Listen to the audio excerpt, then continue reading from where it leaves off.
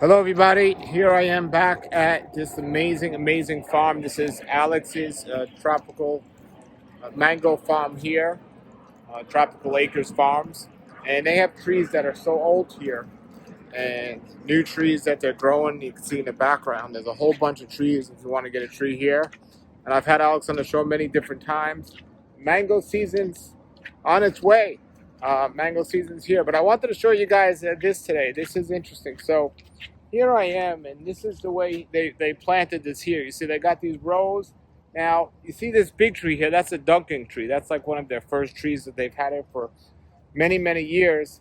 And there's a bunch of big trees that they topped over there that were super big. And wow, there's so much wood there. I'm going to go take a look at that and show you guys that. But I wanted to show you here what they're doing. So they have these trees quite close together. They look like they must be 10 feet to get apart or so. And I've asked him, is it sufficient to grow that way? And basically for some trees it might be okay, but for the average mango tree, they're too close together. I said, well, why do you do that? And they want to get as much production here as possible. And he says, well, eventually when the trees are grown, he's going to have to pull some out that are between them. So if they're 10 feet or 15 feet and he pulls one, now you got 20 to 30 feet. But in the meantime, it might take 7 years or so before that happens. So in the meantime, he'll be able to get fruit off of it. So here's a great example, because he recently uploaded and sold some of the trees that got too big. But this is what could happen when trees get too close together. You see, so these trees are relatively small. I don't know exactly what kind these are, but if you can see here how they're starting to come together, and that's going to limit the fruit production you're going to get from them, because they're coming together in one. Now, I've been in a farm where their trees are 5 in one hole, and that doesn't mean they're all in one hole, but they're very close together, much closer than this, and they survive. You can train the tree to grow a certain way, but eventually at some point they are going to come together, and you're going to have to trim them. So this is like the opposite of what it was when I was at that place that had 5 in one hole, and they were growing and it looked like they weren't even touching. And here they're touching. So let's continue to come down here and check out his trees. So I have, now this is a good example. So this, and every tree is going to grow different, So I have some trees at this size as well, and this one's pretty close. It's I don't know if it's short because it's getting crowded out by that one or what, but so this one's an Angie mango, and I don't know what that one is, but you can see the size difference. And for a little while this will be okay, but as he explains, eventually he's going to have to pull it out eventually. And since he has a farm here, he could repot it or resell it. But these are just things to consider when you're initially growing stuff. Now, if you have enough room like him, you could experiment like this and do things like this. If you don't have enough room, you might have to do it a little bit different. But let's see if there's other examples here. So here's another big tree. Now, I'm going to ask him, can we leave a tree this size? Because this is like the perfect size mango tree right here. I mean, for a small yard. I mean, so you see the big one there. Look how big that is. That's humongous. That's a Duncan. And it's already bloomed. You see the bloom on that? That's cool. But for a small yard, I mean, you can get hundreds of mangoes on this little tree right here.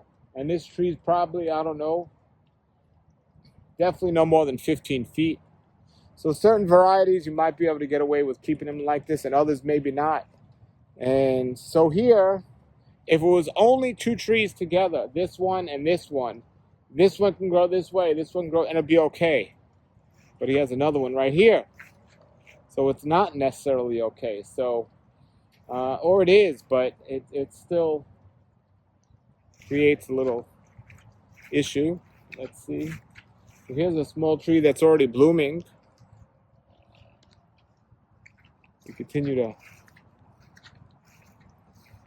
come down the path. Here's a bigger tree and another big tree. and it looks like it's shading out. To me, this one looks like an ice cream tree that I have. It looks similar to that, but he has over 300 varieties, so I could be wrong. But regardless, if it is, that's normally a smaller tree. But so this is a good sized mango tree, in my opinion, for a small yard. Like, that's the biggest you want to let them get, I think. So, you know, I don't know how far that is. I wish I had my ruler to see how far apart those are right there. But that does look about 10 feet. So as he was saying, eventually these are going to have to be pulled out, some of the ones in the middle. So if you pull this out, then now you got enough room there between the two. So it's good to see this. I've been wanting to come by and just take a look and see them. It's good to know that he plants them this close, but also he said if you take them out, they're still going to be okay. If you take them out later on, if you have to, for whatever reason. Continue to give you guys a view of this. There's another big giant tree. And there's another nice small tree that's in bloom right now. Of course, Rosy Gold, one of the first trees that bloom every year.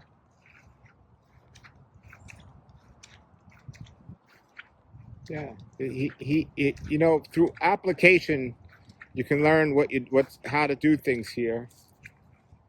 And so there's a Kathy's tree. Just happens to be raining today here. Looks like we have some grafts on this tree. We've got some grafts going on there. And I'll be interviewing Alex a lot throughout the year and talking to him about these different trees. See here this looked like a nice space, but he just put another one in the middle. That's an orange essence to get it growing, maybe get some fruit. Again, some trees you could leave at a smaller size, but some trees won't work that way. So here we go, another great example of a tree that's too close. Those are pretty tight right there. So I would imagine he's eventually going to have to move that one or possibly cut this one back. Because this tree's coming out more than any other tree that I see. So if I get a chance, I'll ask him about those. So this is just an early example of what's growing on. I want to go check out those big trees that they were cutting. So he has them in rows. Basically, again, if you have a small yard, you don't need to get through machinery. You don't need to have straight rows like this. If you zigzag the trees, you could probably fit more. They just give a couple of feet more if you were able to zigzag them. See, so if this was a half-acre property, you wouldn't need a big empty space like this. And if it wasn't a mango farm where you need a big production like those big trees, and you can leave them smaller. So Alex has always been a proponent of not leaving trees on the smaller side, because eventually they're going to lose production on certain trees. You can get away with it on the dwarf trees and so on. But certain trees eventually, he says, you'll have to take out and so on.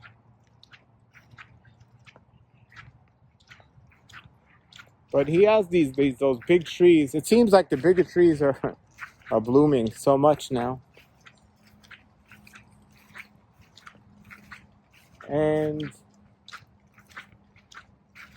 yeah, so this is a wonderful property, probably one of the most varieties farms in the whole United States, as in terms of mangoes, over 300 varieties of mangoes. And it's nice to see them starting to bloom. But because of the weather this year, it might not necessarily be an early mango season. So those are all new trees behind me. Here is the older trees. These trees were here for many, many years. So this is a great normal sized tree that's been here. And I'm seeing a lot of the trees cut over here. Let's see. So that one Here's a great example of probably how they cut these big trees. So look at these big trees here. They're so tall. Probably some of the tallest mango trees you'll ever see. And they're old. I think some of them are really, really old. But here's a great example of what they're doing to lower these trees. And it might hurt production for a couple of years, but eventually they're going to come back amazingly. You got an option to graft onto them something else now, and also just to pick the actual trees that were just too big before. But these are big trees, and they use the wood for mulch. But that was a big project they're doing here. We can see the difference between this one and some of the ones they cut. Look at, wow, these trees are just so tall. And then some of the bigger trees in the background that haven't been pruned back this year. So that's how big a mango tree can grow if you don't cut them back. But I'm excited that for the mango season, but just to interview Alex and pick his mind on some of these things. But again, in the old days, you can see how far they planted them because they knew they were going to get big. And then you see in the background there, like I showed you how much closer he planted them now. So let's see if we can get him for a few minutes to discuss that with us on how far they are apart, to see if that'll help us out or make a difference or something. So I'm going to go find him and see if that'll make a difference. He's propagating a whole bunch of mangoes here. Just all these varieties. I mean, you tell him what variety you want, he'll get it for you. Definitely knows what he's doing. Well, hopefully we can find him. If not, hopefully that just showing you that helped a little to see that information. And this place goes on and on and on. It's so great. It's in West Palm Beach. I'll put the contact information below. But it's originally it was called the Storrock Farm, and they had, I think, Edward and Duncan were the main two mangoes that were here from the old days, from what I understand. And this might be the original place where they did the Duncan, possibly, if I remember correctly. I could be wrong about that, but you see in the background the bloom on the Edwards. Wow, all that yellow is mango bloom. But he still thinks the season's not going to be too early this year because of everything they had happening with the weather. It's kind of warmer and wetter this winter. It's not usually like that. So another thing I wanted to tell you is, so here's a good example of a tree that I don't know for sure, but cut it back, probably took it out of the ground, repotted it, and you could do that. So when those trees get too big that are between your other trees, that's what you do. You take it out. You could either move it to another spot or you could pot it, and they will come back. This one even has bloom on it. So this is a great place. I know there's a lot of the local nurseries that are literally out of mangoes. They don't have any mangoes, at least big mangoes. They only have small mangoes. But you come here, they have a couple of these bigger ones for sale. That they possibly done that. So I just want to take you over to one more area over here where I know I've interviewed him in the past. He had newer varieties and they were planted quite closely, and he was looking at possibly taking them some. He said he had to take out some in the middles eventually. So these definitely look longer. That looks maybe like 20 to 15 feet apart. But here's a good example. Here's one that might be, I'd say these are about 10 feet apart. If you can manage to keep these at this distance, it might work, but that's a pretty small tree. But again, it's split on the bottom, and that's where it comes out pretty well.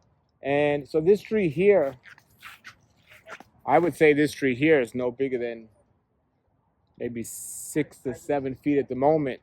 And I know Richard Campbell, when he talks about all his mango bushes and his small trees, doesn't like a tree to get more than 8 feet or a little bit taller. But these are beautiful sized trees. These are really nice, these trees, in this little area here. So I don't know if he purposely planted these particular types of trees in this area, or what his plan is with it, but they're spaced. We'll have to ask him about the spacing on that, but hopefully you all have the problem where you have too many trees, and hopefully you have enough land. But if you have a lot of trees and you have land, or even if you're able to on any level plant, it's a good thing.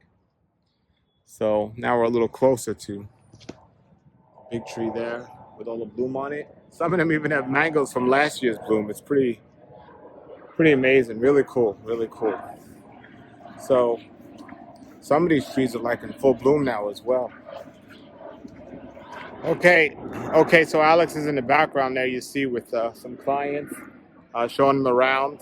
So we're gonna get going right now, but definitely come check this place out. On another visit, we'll follow up with him on those spacing between those trees, but hopefully that was helpful and you got a great chance to see that. All right, everybody, thanks for watching. Have a great day and keep growing.